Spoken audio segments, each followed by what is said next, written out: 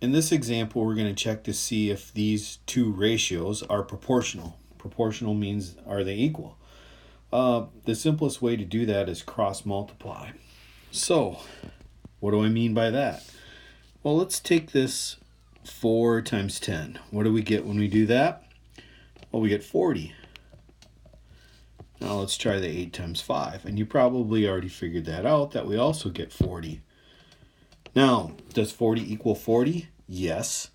So that means these two ratios are proportional. Now, some of you that are really good at division probably should also spot this. My first ratio, 10/8. If these are two even numbers, if I simplify that a little bit, which means dividing by 2, I get 5/4. Does 5/4 equal 5/4? Yes, it does. I'm going to pause the video now and we're going to look at a second example.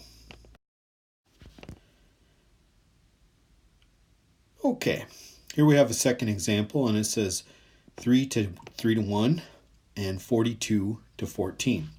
So let's do the first thing here. Let's rewrite these. 3 over 1, and we're wondering if it equals 42 over 14. Well, let's cross multiply. 1 times 42 is pretty easy. Our answer is 42.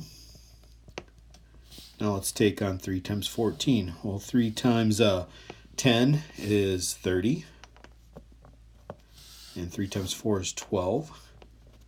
When I add those two numbers together, I get 42. Does 42 equal 42? Yes. So that means these two ratios are also proportional. Go ahead and watch this video again as many times as it takes to see how to practice finding out if ratios are proportional.